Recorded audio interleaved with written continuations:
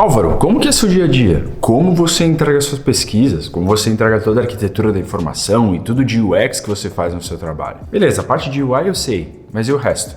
Você quer saber? Fica aí.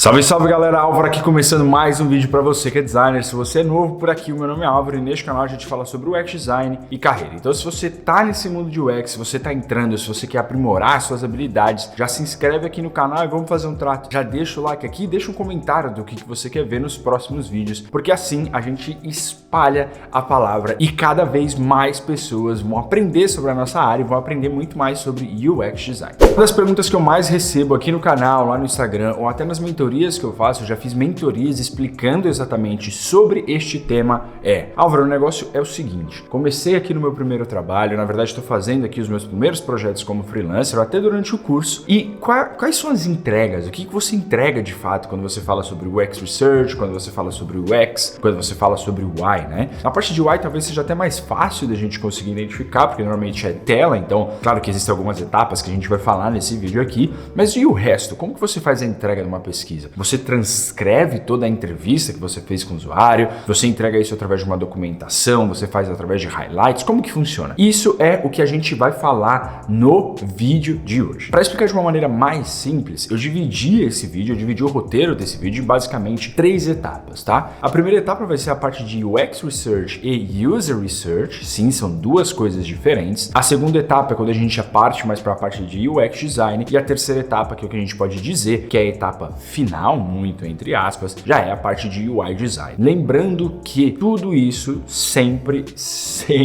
vai variar dependendo do projeto que você estiver fazendo. O que eu vou falar aqui são para projetos um pouco mais simples, um projeto que você não vai precisar fazer tantos rounds assim, né, tantas partes de entrevista e etc. É um projeto um pouco mais simples, algo muito mais objetivo e conciso, tá? Galera, uma coisa muito importante sobre este processo de documentação, e eu acho que vale a pena a gente lembrar aqui, é que, claro, esse processo de documentação vai facilitar muito a sua vida, mas além disso, lá na frente, quando você precisar fazer o seu portfólio, você já vai ter tudo organizado. Falando sobre o portfólio, eu queria deixar hoje uma recomendação de uma hospedagem que eu comecei a testar e tá valendo muito a pena. A maneira com que eles funcionam, a maneira com que eles te atendem, a maneira com que o seu site vai funcionar, a velocidade, né? A gente pode até fazer um vídeo lá na frente falando sobre SEO e etc. É muito rápida, que é o pessoal da Hostinger. É muito importante a gente levar em consideração essa hospedagem quando você for construir o seu portfólio. Então, às vezes, você está na dúvida aonde você vai hospedar o seu portfólio, pode ter certeza que essa será uma ótima opção. A velocidade é muito boa, eles têm inúmeras ferramentas que vão te ajudar a construir o seu portfólio, você pode construir, sei lá, o seu site em WordPress lá dentro e com certeza vai te ajudar a alavancar a sua carreira, já que você já vai ter todo o seu processo documentado. O que eu acho muito legal de mencionar aqui, e eu sempre falo que nós devemos vender a nossa profissionalidade através do nosso portfólio, é que eles te ajudam com tudo isso. Você vai ter o seu e-mail grátis, você vai ter até 100 gigas aí de espaço para hospedar os seus trabalhos, backups semanais, então às vezes você teve algum problema no seu portfólio, pode ter certeza que vai ter o backup, um suporte 24 horas, tá ali na dúvida, aconteceu algum problema e você tem que apresentar o seu portfólio no dia seguinte, vai ter alguém lá para te ajudar. E além disso, tem a instalação de WordPress em um clique. Clicou, o WordPress está instalado, você já pode ter o seu portfólio funcionando. Então é isso, se você quer saber um pouquinho mais, desce aqui embaixo o teu link na descrição. E é óbvio que eu não ia deixar vocês na mão e eu consegui um belo cupom de desconto para vocês que tá aparecendo aqui. Ou vocês clicam aqui embaixo e já vai direto para lá. Com a Hostinger é assim, 3, 2 e online, vamos? Indo para a primeira parte, quando a gente fala sobre UX Research e User Research, basicamente inclui várias etapas. O objetivo desse vídeo é falar como você entrega, tá? Mas eu vou dar uma pincelada sobre o que você faz em cada uma dessas etapas. Sobre o UX Research e User Research, a gente obviamente, como o próprio nome já diz, vamos realizar aí pesquisas com os usuários, sejam elas pesquisas qualitativas ou quantitativas, tá? E na parte de UX Research, talvez você vai fazer alguma análise heurística, por exemplo, alguma análise de competidores, alguma espécie de benchmark e assim por diante. E eu vou ter em consideração que tudo isso é um material que não é tão palpável, no sentido assim, você não vai entregar uma tela, é óbvio que você vai entregar isso através de uma documentação, através de alguns slides ou alguma coisa nesse sentido, tá? Falando direto sobre a documentação. Hoje existem inúmeras ferramentas que vão te ajudar a criar essa documentação e óbvio que a gente não poderia deixar de falar do Notion. O Notion hoje é uma das ferramentas mais utilizadas quando a gente fala sobre entregar documentação de UX design, de research e etc, tá bom? Hoje é basicamente a ferramenta que eu utilizo quando eu tenho que documentar todo este processo de entrevista. Vamos dividir em basicamente duas etapas, tá bom? Uma coisa é quando você vai entregar essa documentação para alguém, ou seja, falando sobre entrega, dificilmente eles vão querer uma documentação muito extensa e detalhada de tudo que você fez, e sim eles vão querer um resumo. O que eu faço? Muitas vezes, ou melhor, quase todas as vezes eu entrego isso pura e simplesmente através de slides. Eu crio ali uma apresentação no Google Slides ou em alguma outra ferramenta que você utilize e entrego isso, sei lá, para o departamento de research da empresa ou para você apresentar para o seu design lead ou o que for, exatamente quais são as etapas ali que você fez e quais são os principais insights. Quando a gente fala sobre documentação, aí sim já é uma coisa muito mais extensa, onde você vai precisar documentar, onde você vai precisar entrar mais em detalhes. A pergunta que todo mundo me faz: Álvaro, quando você faz uma entrevista com o usuário, você transcreve toda essa entrevista? O que eu tô querendo dizer? Você escreve toda essa entrevista, todos os detalhes? Como sempre, como quase tudo em UX design, depende. Mas, sendo bem sincero, eu acho que eu fiz isso pouquíssimas vezes na minha vida, mas existem ferramentas também que podem te ajudar a transcrever essa entrevista. Você pode utilizar um Descript, um Dovetail, depende muito da ferramenta e do que você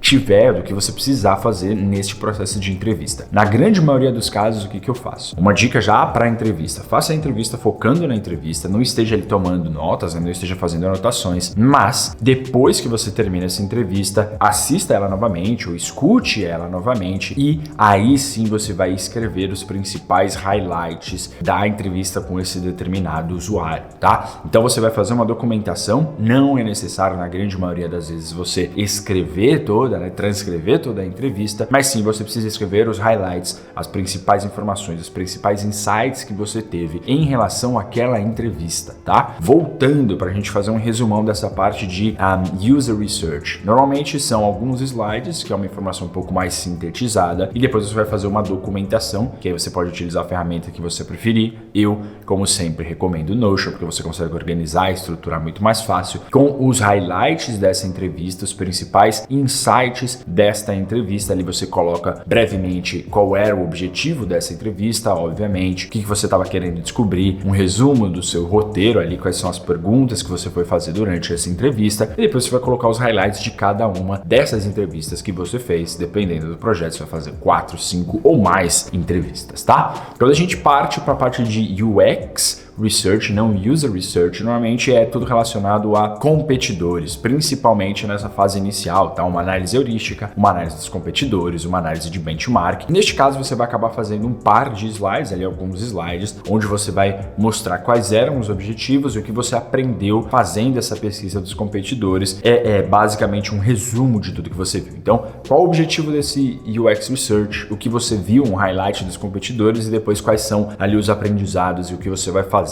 com tudo isso. Partindo para a segunda etapa, quando a gente fala sobre documentação, a gente chega na parte de UX design, tá? Mais uma vez, depende muito de cada projeto, e eu vou falar aqui uma estrutura de um projeto que talvez seja um pouco mais simples, onde você basicamente vai fazer uma parte de user flows, um mapa de jornada do usuário e uma parte de arquitetura da informação, que é para você conseguir visualizar tudo isso, tá? O que eu costumo fazer? Quando chega nessa etapa, eu já faço normalmente ou direto no Figma ou direto no Miro, tá? Porque fica muito mais fácil de você conseguir visualizar, de você conseguir conectar os pontos, tá bom? Existem várias ferramentas que podem te ajudar a fazer isso, mas é basicamente essa é a maneira que eu faço, tá? Lembrando que tudo que você está fazendo nessa etapa, obviamente, você tem que refletir tudo que você viu na etapa anterior de UX Research e de User Research, tá bom? Então, toda vez que você for entregar uma documentação, é muito interessante você falar: olha, eu colhi os aprendizados dessa outra etapa e estou colocando aqui. E isso é muito importante para nossa área. Uma vez que você fez ali toda essa parte de arquitetura da informação, de user flows,